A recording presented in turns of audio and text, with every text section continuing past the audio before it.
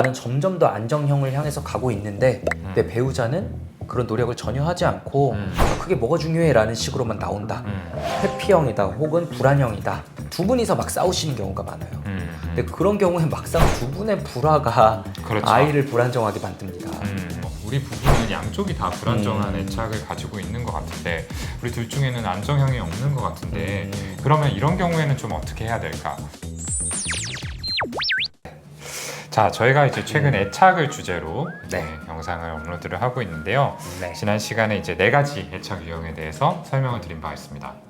안정형, 회피형, 불안형, 혼란형 이렇게 총 4가지였죠. 아마 이제 방송을 보시는 분들께서도 나는 어떤 형에 해당되는 것 같다라고 나름대로 좀 테스트를 해보시지 않았을까. 네, 저희가 간단한 아주 간단한 검사도 올렸기 때문에 따라해 보시면 누구나 금방 아실 수 있습니다. 맞습니다. 근데 또 자녀를 키우시는 부모님들께서는 이런 생각들을 해보셨을 것 같아요. 내가 애착 유형이 이런 유형인데 이런 것들이 아이한테 혹시 어떤 영향을 미치지는 않을까? 맞아요. 이런 생각들을 하셨을 거고. 내가 불안정 애착인데 아이에게 나쁜 영향 줄 것 같다. 혹은 아직 결혼을 했는데 아이가 없으신 분들 중에 나한테 그렇게 불안정한 과거가 있는데 내가 아이를 키울 수 있을까? 내가 사랑을 받은 경험이 없는데 이거를 줄 수 있을까? 이런 얘기 되게 많이 하시죠. 그래서 결론적으로 오늘은 이제 내가 가진 어떤 애착 유형이 자녀들한테 영향을 미칠 수 있는지 있다면은 어떤 식으로 또 영향을 미치게 되는지 이 부분에 대해서 말씀을 드려보려고 합니다. 결론부터 말씀을 드리자면은 부모의 애착 유형은 자녀에게 영향을 미칩니다. 네, 맞습니다. 예. 그래서 성인 애착 유형이 안정적이다. 이러면 아이에게 미치는 건 아이도 안정 애착이 될 가능성이 높고요. 맞아요. 회피형 애착은 회피형으로, 불안형 애착은 양가역 애착으로, 혼란형 애착은 혼란형 애착으로 거의 영향을 미치고요. 이게 성인 애착 면접이라는 걸로 연구를 해보면은 부모가 자신의 어린 시절을 이제 이야기하는 방식을 보면서 분석을 하거든요. 그러면 그 부모만 본 건데 자녀의 애착 유형을 한 85% 정도 예측할 수 있다고 해요. 제가 한번 예시를 들어볼게요. 안정형 애착은 지금 뭐 예상하시겠지만 되게 일관성이 있어요. 과거, 현재, 미래가 일관돼 있고 기억과 감정이 되게 잘 통합돼 있습니다. 그래서 어쨌든 디테일한 얘기들이 나와요. 한번 예를 들어보자면은 어릴 때 엄마가 나를 가끔 혼내긴 하셨지만 결국 나를 사랑하고 싶어서 하신 행동이라고 나는 받아들인다. 내가 어릴 때 실수했던 기억도 나고 되게 부끄럽고 힘들었기도 했는데 그런 경험 역시도 지금의 나를 만드는 데 도움이 됐고 어머니에게서도 좋은 모습도 있고 좀 내가 힘들 때도 있었지만 그 모든 것들이 다 어머니가 날 사랑하기 때문에 나온 행동이다 라면서 과거 경험을 막 이렇게 부정하거나 애써 과장하지도 않고 그냥 수용하고 통합하는 태도를 보이죠.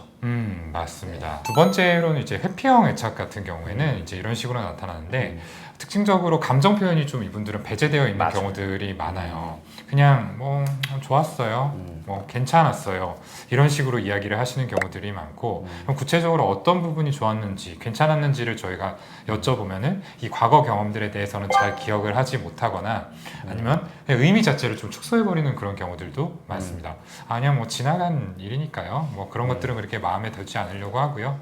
뭐 그냥 어쨌든 괜찮았어요 이런 식으로 좀 얘기를 하시는 거죠. 네. 이 거부 회피형, 무시형 애착을 가진 분들이 이렇게 말을 할 때 특징이 뭐냐면은 진짜로 기억을 잘 못하고 컨텐츠가 없어요. 근데 그럼 연구를 해보면 이분들이 기억력이 떨어진 거냐, 인지 능력이 혹시 떨어져 있냐라고 연구를 해보면 그건 아니라고 합니다. 똑같아요. 근데 기억 인출을 잘 못하는 거라고 해요. 그래서 그게 왜 또 그런 거냐를 들여다보면은 결국 그분들이 그 기억에 관련된 감정이 없기 때문이라고 합니다. 우리가 그 당시에 같이 느끼고 공유했던 감정이 있어야지 그걸 좀 더 디테일하게 얘기하면서 그 당시의 경험을 생생하게 전달할 수가 있는데 이분들은 진짜로 느껴졌던 감정이 없는 거예요. 왜냐하면 감정 교류를 하던 그런 집안이 아니었던 거죠. 다음으로는 이제 불안형 혹은 양가형이라고도 하죠. 이 성인 애착이 있는 분들은 감정 표현은 반대로 되게 풍부할 때도 있어요. 되게 풍부한데 이야기의 흐름이 약간은 혼란스럽고 일관성이 좀 부족하고 특징적인 건 뭐냐면 과거의 상처에 이미 지나간 일임에도 불구하고 여전히 강하게 집착하는 모습을 좀 보입니다. 그래서 한번 예를 들어보면 이런 식이에요. 형들이 저를 괴롭혔지만 저는 괜찮았어요. 근데 사실 어머니는 형들을 좀 편애하긴 했어요. 저는 신경 안 써요. 근데 그건 말이 안 되죠. 음. 라고 하면서 그 안에 말 그대로 양가적인 태도와 양가적인 감정이 들어있고요. 전혀 감정 반응을 안 보이다가 갑자기 폭발적으로 우시기도 하고 억압돼 있던 감정이 튀쳐나오기도 하죠. 그래서 과거의 부정적인 감정이 좀 해결되지 못한 채 현재로 끌려오고 본인도 그러기 싫은 거예요. 과거에 매이기 싫은데 또한 동시에 견딜 수가 없어요. 그래서 이야기 중에 이 정서적인 일관성이 없는 거죠. 네, 그래서 많은 분들은 사실 이런 분들이 보면서 너 나이가 몇인데 언제까지 과거에 매여 있을 거냐라고 얘기를 하는데 이분들도 그거 모르는 거 아닙니다. 근데 마음속에서 안 되는 거예요. 정리가 되지 않은 거죠. 네. 그렇죠. 네. 그래서 그거는 이제 우리가 있는 그대로 이해를 해주고 인정해 줄 필요가 있죠. 네. 자, 그리고 다음으로는 이제 혼란형입니다. 혼란형은 이제 가장 좀 극단적인 어떤 트라우마나 학대에 가까운 그런 경험들을 한 경우, 그래서 이 경험들을 소화하거나 통합을 하지 못한 경우에 나타나는 이제 반응들이라고 생각을 하시면 되는데요.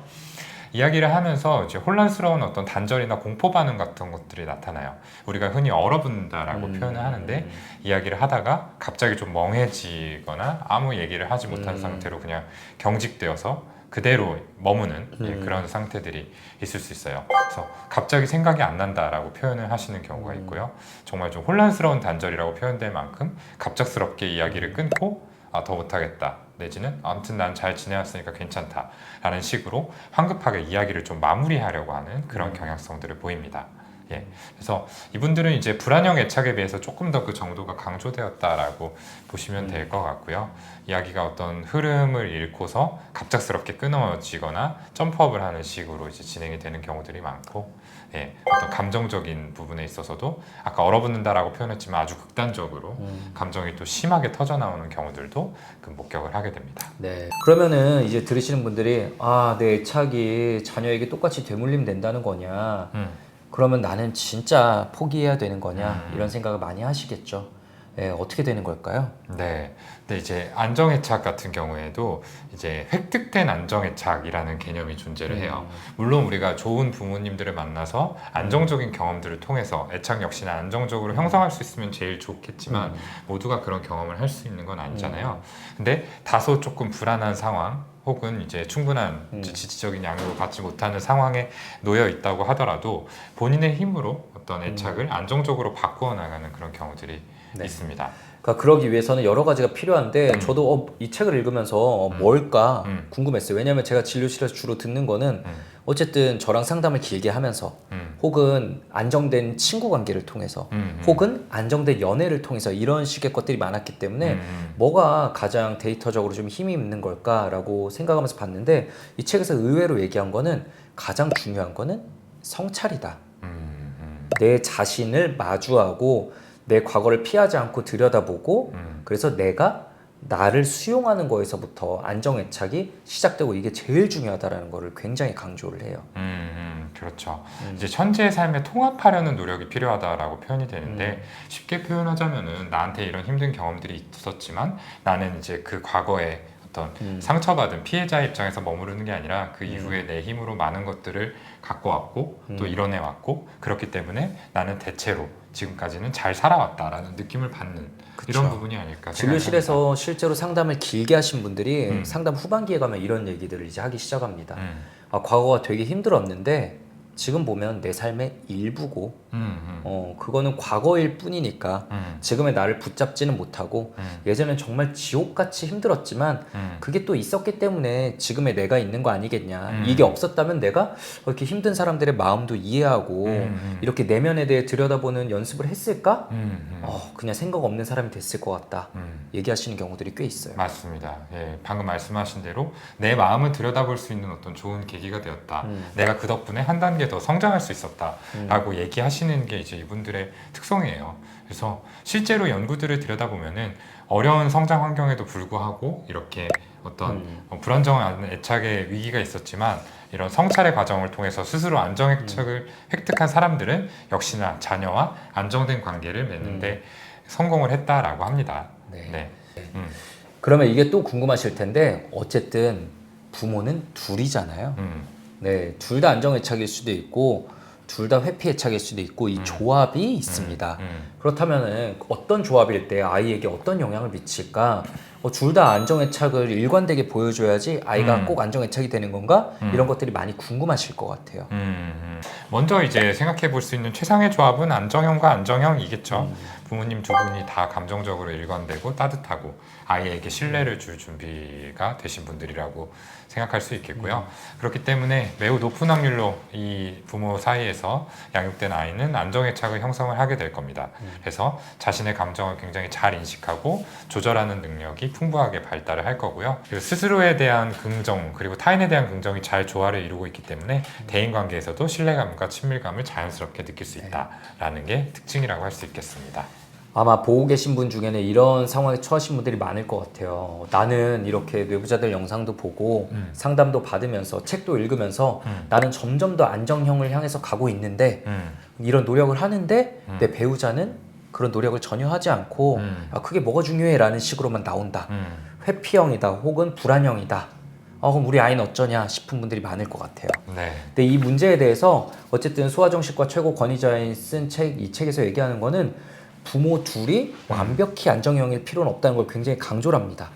단 한 명이라도 일관성 있고 따뜻하게 아이를 받아주는 존재가 되려고 노력하면은 아이는 충분히 건강하고 유연한 마음을 가질 수 있다라고 해요. 그러니까 당연히 둘 다 안정애착인 것보다는 아쉽겠죠. 하지만 한 명이 안정형, 나머지 한 명은 회피형, 불안형이더라도 이 한 명과의 관계를 통해서 아이는 충분히 안정형 애착으로 자라날 수 있다고 합니다. 사실 이제 애착에 대해서 저희가 말씀드릴 때 항상 강조하는 부분이 너무 100점짜리 부모로 되려고 애쓰지 말라라는 거잖아요. 우리에게 10번의 아이에게 민감하게 반응할 수 있는 기회가 있다라고 했을 때 그 중에서 6번에서 7번 정도만 제대로 반응을 해주면 아이가 안정적으로 애착을 형성할 수 있다라는 거거든요. 네. 이게 이제 부모 두 사람으로 나뉘어도 마찬가지겠죠. 한쪽이 이제 안정형으로 제대로 된 지지를 비교적 꾸준하게 보여줄 수 있다면은 다른 한쪽이 약간은 좀 불안정하다고 하더라도 아이가 스스로의 힘으로 그런 것들은 좀 극복을 해가지고 안정애착을 형성할 수 있다. 이렇게 봐야 될 겁니다. 네, 육아 정보가 너무 많아지면서 좋은 부모의 기준이 너무 올라가 버렸어요. 그래서 이런 얘기들 많이 들어요. 나는 그런 거 찾아보면서 최선을 다해서 양육하려고 노력하는데 일관된 모습을 보여줘야 되는데 배우자가 그걸 다 깨버리니까 너무 화가 난다. 내 노력이 다 의미 없어지는 거 아니냐라면서 두 분이서 막 싸우시는 경우가 많아요. 근데 그런 경우에 막상 두 분의 불화가 그렇죠. 아이를 불안정하게 만듭니다. 그래서 한 명만이라도 충분히 일관된 모습을 보여주면은 그거 자체로 충분하기 때문에 다른 쪽에 이제 서로 맞추지 못하는 것 때문에 너무 화내지 마시고 마찰을 안 보여주는 게 더 낫다라는 거 꼭 기억하시면 좋겠어요. 그렇다면 또 이런 의문이 드실 거예요. 우리 부부는 양쪽이 다 불안정한 애착을 가지고 있는 것 같은데 우리 둘 중에는 안정형이 없는 것 같은데 그러면 이런 경우에는 좀 어떻게 해야 될까? 이런 고민을 하시는 분들이 또 있을 수 있을 것 같습니다. 네. 저는 크게 세 가지 키워드를 주로 많이 말씀을 드리는데요. 민감성, 반응성, 일관성 이렇게 세 가지거든요. 그러니까 아이한테 관심을 꾸준하게 기울여서 민감하게 아이의 문제를 캐치하는 부분이 제일 먼저 필요할 거고요. 알아차렸다면 거기서 그치지 말고 행동으로 반응을 해줘야 되는 거. 그리고 이 알아차리고 반응하는 과정을 무엇보다 꾸준하게 일관되게 보여주려고 노력을 한다는 거. 이 세 가지 키워드를 좀 기억을 해주시면 좋을 것 같아요. 예. 근데 그 중에서도 이제 회피형을 가지신 분들에게는 이제 이런 조언들을 좀 드리고 싶은데요. 감정 표현을 좀 배우실 필요들이 있어요. 맞아요. 분들 같은 경우에는. 네. 감정적으로 굉장히 억제되어 있고 좀 콜드하다라고 표현하는 그런 부모님들이 많이 계시기 때문에 이런 경우에는 뭔가 아이가 어려움을 이야기하더라도 제대로 된 지지를 제공하기가 어렵죠. 그래서 아이한테 무의식적으로 너 혼자 해결해야 돼 라는 식의 어떤 무언의 메시지를 주는 경우들이 많습니다. 그러니까 이 회피형 가지신 분들은 상대가 감정적으로 다가오면 버거워서 거리를 두잖아요. 근데 제일 감정적인 게 누구냐? 아기예요. 그러니까 아기와의 관계가 너무 버거운 거야. 그렇죠. 네. 내가 예전에 이렇게 됐을 때 또 부모에게서 받았던 고통 같은 것도 떠오르고 그러니까 이 상황을 피하려고만 하는 경우들이 있어요. 정말 회피하고 싶더라도 아이와 단둘이 시간을 보내면서 아이의 감정을 그대로 받아보고 자기도 한번 표현해 보기도 하고요. 어른인 내가 견디고 바뀌어야 됩니다. 맞습니다. 네. 저는 감정 카드 같은 것들 같이 하라고 많이 말씀드리거든요. 예, 이걸 통해서 부모님도 연습을 하시고 아이도 연습을 시켜보자라는 거죠. 예, 감정 뭐 기쁘다, 행복하다, 즐겁다, 슬프다, 뭐 수치스럽다, 창피하다, 뭐 다양한 감정들이 있을 수 있는데 하나의 감정을 뽑고 거기에 적합한 경험들을 최대한 감정적인 표현을 살려서 해보는 겁니다. 이 과정을 통해서 나도 좀 바뀔 수 있고 아이에게도 감정적인 표현들을 또 유도할 수 있고 이런 장점들이 있죠. 네, 그럼 불안형인 경우는 어떻게 해야 되냐? 이 경우에는 사실은 이제 본인들이 불안하시니까 자기의 불안을 자녀에게 투사하는 경우가 되게 많은 것 같아요. 뭐 다 해줘야 된다. 아이의 그런 독립성 같은 거를 잘 인정해주지 못하고 본인이 너무 사서 걱정하는 경우들이 되게 많은 것 같아요. 과보호를 하시는 경우들이 그쵸. 생기죠. 네. 불안형 애착을 지니신 분들이 아이에게 폭발적으로 화를 낼 때가 많아요. 보면은 결국 내 불안 때문에 아이를 이렇게 통제하고 완벽하게 하려고 했는데 애가 안 따라주면은 네가 시킨 대로 안 했잖아, 네가 뭘 잘못했잖아 하면서 화를 버럭 내는데 결국 보면은 아까 거듭 말씀드리지만 그거는 내 불안에서 비롯된 거거든요. 그냥 내가 아이에게 뭘 투사하고 있는가, 내가 아이를 너무 통제하고 있는 건 아닌가, 이런 것들을 계속 지켜볼 필요가 있고요. 저는 예전에 동훈이한테 들었던 말을 진료실에서 꽤 씁니다. 옆집 아이처럼 키워라. 맞아요. 네, 좀 내려놓자라는 거죠. 네. 혼란형 애착을 가지신 분들 같은 경우에는 사실은 이제 아까도 말씀드린 것처럼 학대에 준하는 어떤 큰 트라우마들을 안고 계신 경우들이 많아요. 그리고 이것들이 이제 현재까지도 남아서 아이하고 관계에서 영향을 미치고 있는 경우들이 많죠. 내 안에 아직 미해결 문제가 강하게 남아 있는 거죠. 네, 맞습니다. 근데 이런 분들한테는 사실은 치료가 제일 필요해요.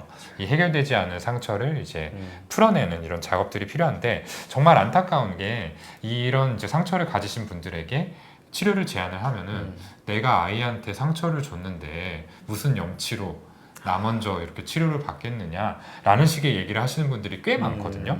그래서 그런 경우 참 이제 마음이 아프죠. 그런 마음들이 이제 이해는 하지만 결국에는 이 문제를 풀어내는 데 있어서는 내가 해결되지 않은 상처를 먼저 치유하는 것들이 필요하다라는 생각을 꼭 먼저 기억을 하셨으면 좋겠습니다. 저는 가끔 이런 식으로 좀 비유해서 설명을 드리곤 해요. 우리가 이제 비행기에서 막 사고가 일어났을 때 어떻게 대처해야 하는가 나올 때 항상 보면은 산소 마스크를 성인이 먼저 쓰고 그다음 아이를 도와주라고 하거든요. 그렇죠. 그러니까 일단은 더 힘이 있는 사람이 건강해지는 게 더 중요한 거예요. 그래서 중요한 거는 거듭 말씀드리지만 아이 문제에만 너무 포커싱하는 게 아니라 내 문제를 먼저 성찰해야지 내가 안정애착으로 변하고 그 다음에 아이가 이어서 자연스럽게 안정애착으로 따라오게 됩니다. 그럼 오늘 저희가 드린 말씀은 부모의 내면이 아이의 세상이 된다라는 소아정신과 최고 권위자 데니얼 제이 시겔의 40년 연구 결실을 담은 9가지 육아 원칙 책을 가지고 말씀을 드렸습니다. 이 책에서는 이렇게 얘기를 해요. 나를 먼저 이해해야 한다. 과거의 상처를 성찰하고 수용하면 아이와 건강한 관계를 만들 수 있다. 아이를 바꾸기 전에 내 마음을 먼저 들여다보자. 그것이 아이에게 가장 큰 선물이 된다라고 얘기를 합니다. 정말 이게 정말 불변의 진리라는 거를 자주 느끼거든요. 아마 저보다 더 많이 보시겠죠? 맞습니다. 결국에는 내 마음에 힘이 있어야지 아이한테 꾸준하게 지지와 사랑을 보내줄 수 있는 거거든요. 저는 항상 지속 가능한 변화를 만들어야 된다라는 말씀을 드려요. 단발성으로 잘해주고 끝날 게 아니라 아이하고 근본적으로 관계의 변화를 만들려면은 꾸준한 노력이 필요하듯이 그걸 위해서는 내 마음을 먼저 들여다보고 나를 지키는 선택들을 꼭 하는 것들이 필요하다라는 말씀으로 오늘 방송을 마무리하겠습니다.